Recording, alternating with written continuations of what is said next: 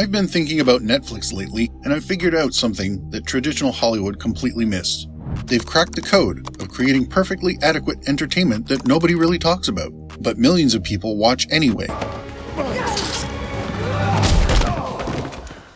I mean, think about movies like The Atom Project, Heart of Stone, and Red Notice. Are they objectively great films? Absolutely not.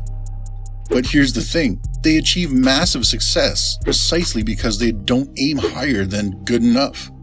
While critics are tearing these movies apart and film snobs are mocking them online, these films are quietly dominating streaming charts and keeping subscribers like me glued to our couches.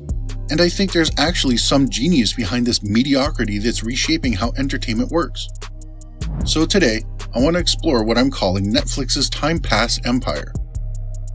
How do objectively mediocre movies become Netflix's most watched content, while award-winning films get completely ignored? What's the psychological trick that makes this kind of entertainment more valuable than cinematic masterpieces in our streaming age?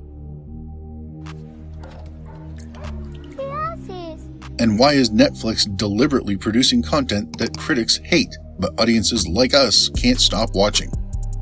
Here's what I find fascinating about Netflix's approach. They've essentially created what I can only describe as a movie plot generator. It produces the same basic story with different costumes and settings every time. Take The Atom Project. It gives us Ryan Reynolds meeting his younger self to work through some daddy issues while saving the world through time travel. Heart of Stone? That's Gadot as a secret agent protecting some MacGuffin device that could destroy civilization. Red Notice throws us into an art heist with The Rock and Ryan Reynolds trading quips between action sequence. Now, I'm not saying these plots are broken. I think they're deliberately simple, predictable, and require minimal investment from viewers like me who might be multitasking while watching.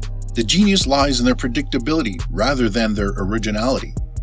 When I click on Netflix's big budget original, I know exactly what I'm getting. Attractive stars, decent production values, familiar story beats, and a resolution that ties everything up neatly in under 2 hours. This isn't accidental laziness. This is strategic comfort viewing designed for audiences who want entertainment without surprises or challenging themes. And honestly, sometimes that's exactly what it is. Here's where it gets really interesting from a business perspective. And this is something I've been tracking. Netflix's good time pass strategy serves a crucial function that has nothing to do with artistic merit and everything to do with keeping people like me subscribed.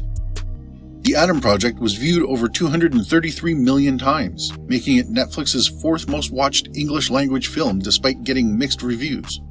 Heart of Stone dominated Netflix charts for months despite holding only a 30% rating on Rotten Tomatoes. These numbers tell me that traditional quality metrics don't actually correlate with streaming success when the viewing context changes completely. Before I go deeper into this, I need to ask, when's the last time you watched a Netflix Time Pass movie? How did you feel about it? Were you multitasking, scrolling your phone, maybe folding laundry? Drop a comment and let me know. And if this video made you realize that you're not alone in your guilty Netflix habits, share it with someone who gets weirdly defensive about bad Netflix movies. Turns out they understood the assignment better than the critics did. Netflix understands something crucial. Home viewing fundamentally changes our expectations and tolerance for mediocrity. They maintain the lowest churn rate in the industry at 2.4% compared to competitors like Hulu at 4.1%. This retention success comes from providing consistent, adequate content that gives subscribers something to watch whenever they're bored, rather than creating occasional masterpieces that might win awards but don't prevent cancellations. I've been following Netflix's original film strategy, and it faces criticism for declining demand despite increased output. But here's what Wall Street isn't worried about. The model generates consistent subscriber retention and viewing hours. From 2020 to 2024, Netflix increased original films from 15.5% to 19.8% of their movie library. Yet audience demand for these originals dropped from 28.3% to 12.3%.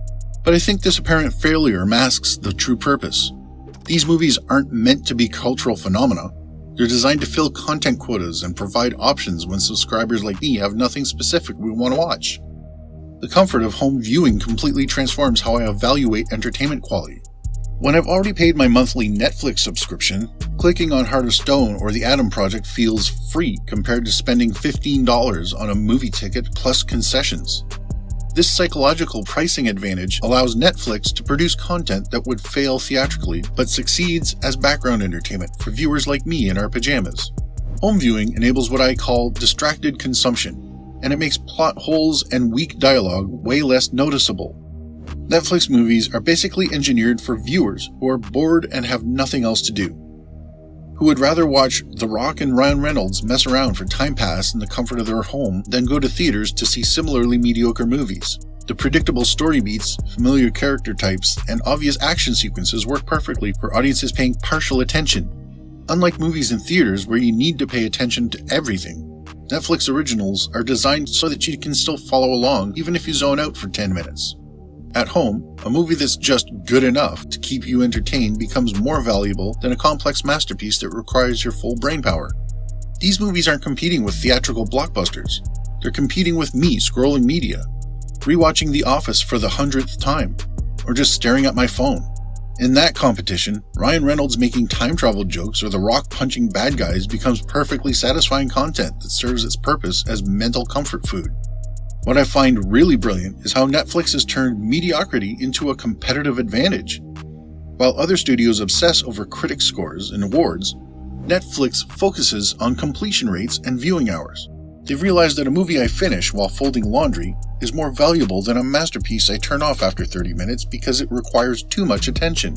The Adam Project might not win any Oscars, but it keeps me on the platform for 2 hours, and that's exactly what Netflix needs from me as a subscriber.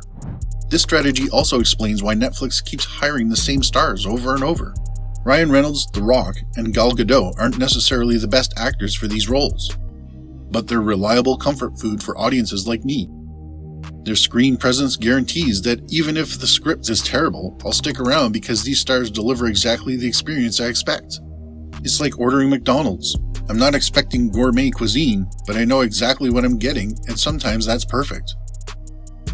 The genius extends to how these movies work for global audiences without requiring cultural specificity.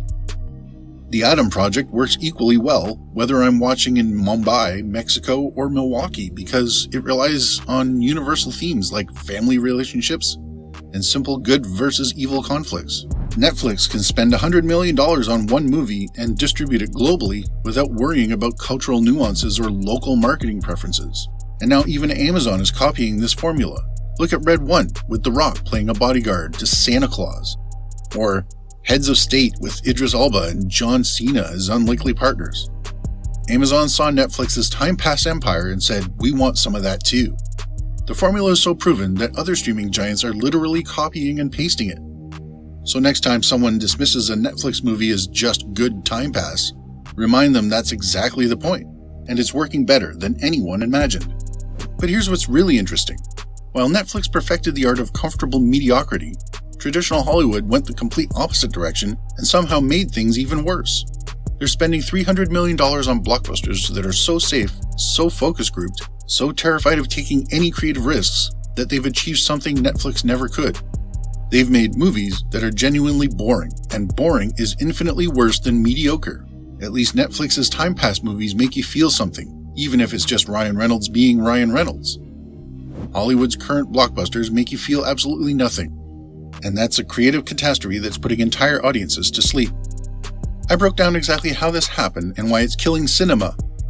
Check out that video on your screen right now to see how billion-dollar spectacles became less engaging than a mediocre Netflix movie you watch while folding your laundry.